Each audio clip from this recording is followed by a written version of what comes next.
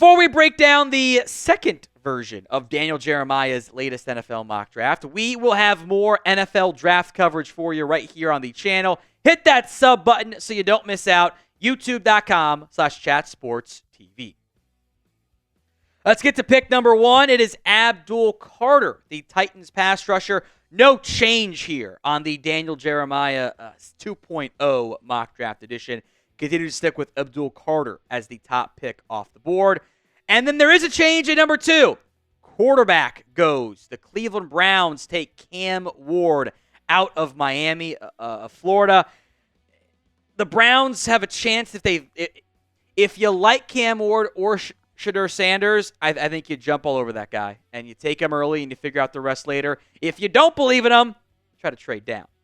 So with Cam Ward off the board, Giants go Travis Hunter, still having big uncertainty at quarterback. I will make notes.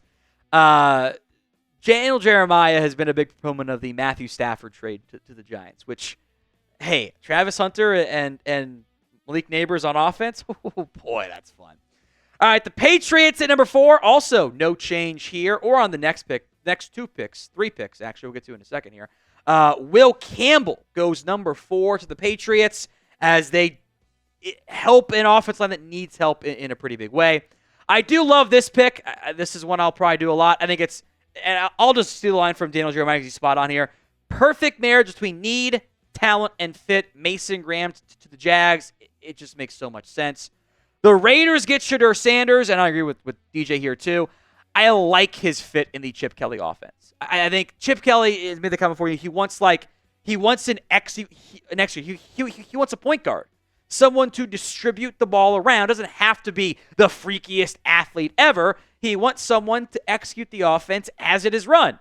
I think that is Shedeur Sanders' game. It's very accurate. Doesn't have the same physical skill set. I think that actually works pretty well with the Raiders and Chip Kelly. A unusual but fun 2-part ask for you on today's show. Who is your favorite team and who do you want them to draft? Put it in the same comment at the pinned comment of today's show. The ad comes here on YouTube. Take advantage of the ad plane. Think about it if you need to. And let me know who your team is and who you want them to take in this year's NFL draft. Another non-change, Tyler Warren to the Jets at number 7 overall. I think that this helps them upgrade their offense. Garrett Wilson and Tyler Warren as a 1-2 punch is really entertaining to me. Jalon Walker goes number 8 here, the edge rusher. I think DJ's got him an edge. I agree. I think he's an edge, not a linebacker. In their base 3-4 scheme, I think that fits really well and will allow them to have a potentially high-end impact piece on defense, which they're pretty light on right now. Mike Green goes number 9 to the Saints here. Green was awesome this year for Marshall, man. And looked great at the Senior Bowl, too. I think getting pass rush help for the Saints certainly makes some sense. And it's a class that's heavy on top, or front 4 talent. We'll have a lot of guys go early. Chicago takes Kelvin Banks out of Texas. I like Banks a lot.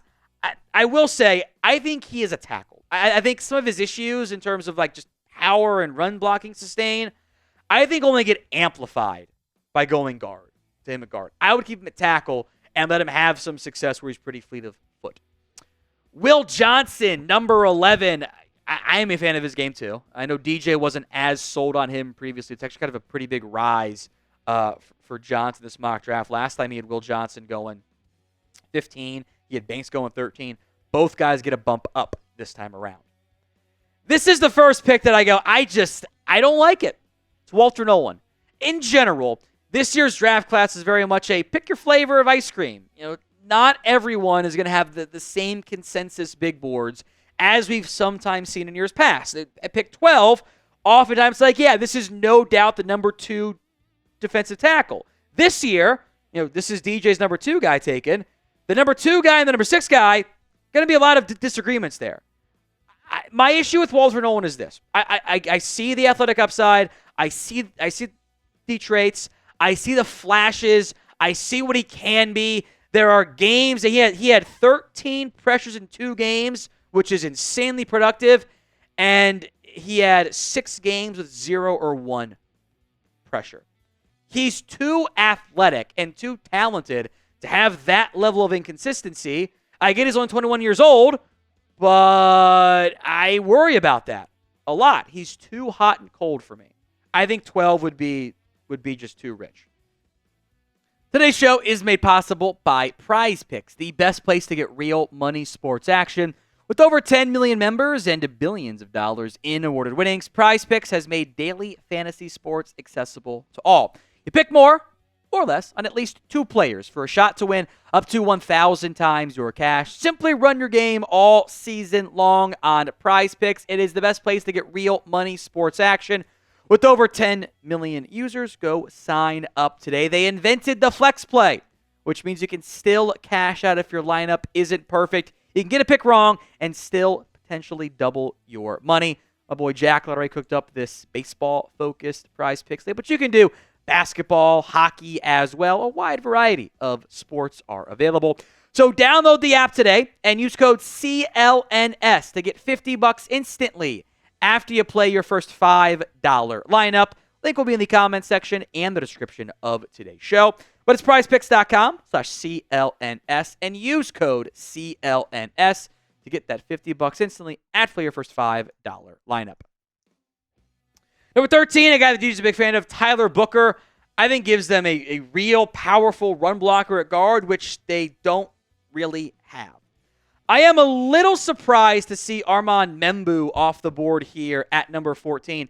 Not because I don't like the player, but because I'd be a little surprised if Indy invested so much in what would probably be a right guard, unless they want to cut Braden Smith to replace Will Fries.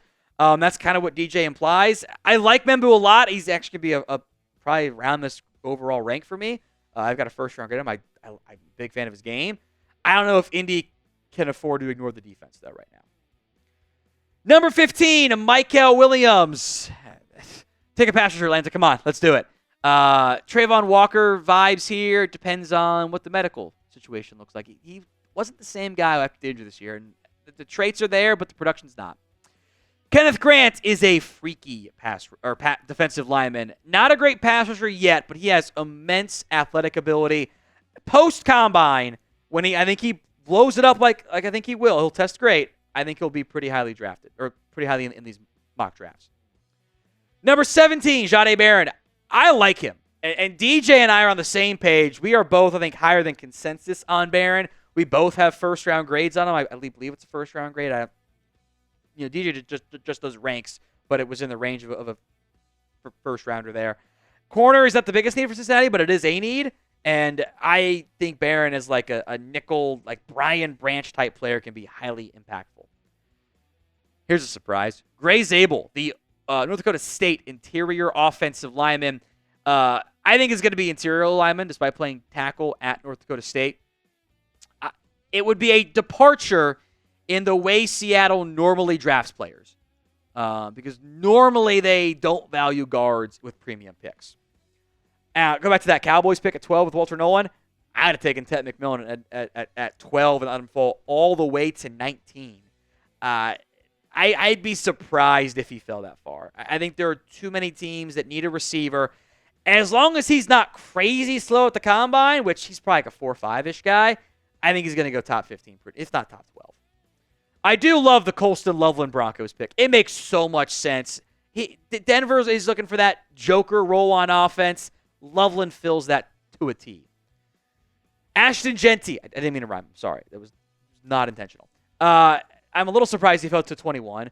But if Dallas doesn't take him at 12, there is room for a bit of a surprise slide or trade up for Genty. Pittsburgh at 21 is an upgrade over Najee Harris. The Chargers take a running back as well, a Marion Hampton out of North Carolina, who I actually have as RB2 over Caleb Johnson narrowly as well. But this is I think, a good fit with what the Chargers want to do on offense. Now, Josh Simmons, if he was healthy, we'd be talking about him going, he could be the first tackle taken in this year's class, which was number 4 in this mock draft. Patella tendon injury is a real red flag there. Medicals will determine how early he goes. Another surprise. Travion Henderson out of Ohio State to Minnesota. I am a big fan of his game. He is a top 5 back for me, no doubts. I think he needs to be deployed in a bit of a committee, in a rotation, where he can utilize his explosive ability and not be a wore down 30 carry a game back, whatever. That doesn't happen very much, but still. I think it'd be a fun fit in the Vikings offense. 24 is early for him, or at least a surprise early. There's going to be at least one, and potentially more, backs taken in round 1 of the 2025 NFL Draft. How many get taken? Let me know in the comment section of today's show. Number 25, Emeka Egbuka, I think is a good fit for what Houston likes. This is just the upgrade button over the current version of Robert Woods. And CJ Stroud gets to play with his old college teammate. It's weird to say out loud, but that's what it is. Here's another surprise. Darius Alexander. Now, I'll say this. I like him. I was very impressed by him because I like MAC football because I'm a sicko and went to Miami, Ohio. Had a great Senior Bowl. He's older, though. Going to be 25. It wasn't as dominant as I wanted. I think he's more of a day 2 pick. And I don't think the Rams, who have drafted Kobe Turner and Braden Fisk with premium picks, need to also spend a first rounder on Alexander. Shamar Stewart off the board at 27. He could go top 15, and I would not be surprised. He is a physically gifted player who has yet to put it all together. Actually could be a good fit in Baltimore. Donovan Jackson to the Lions, who was left guard, left tackle. I'm down to try him at right guard as well. I do wonder if the Lions would invest another premium pick on the offensive line, or if they try to go a little bit cheaper there. Number 29, Jihad Campbell. It's kind of funny. I do think he fits pretty well with what Dan Quinn likes to have at times in his linebacking core. I get some Frankie Luvo vibes here, which I mean in a positive sense, and hopefully he's not just my concern of he's just stretched out Devin White. But I think he can blitz, and he can cover, and he can run stop. He is my number 1 pure off-ball linebacker in this class. Matthew Golden off the board here at number 30 to the Buffalo Bills. I think he fits pretty well. Might be some overlap with Keon Coleman, but Coleman and Golden on the outside and Shedeur in the slot, that works for me.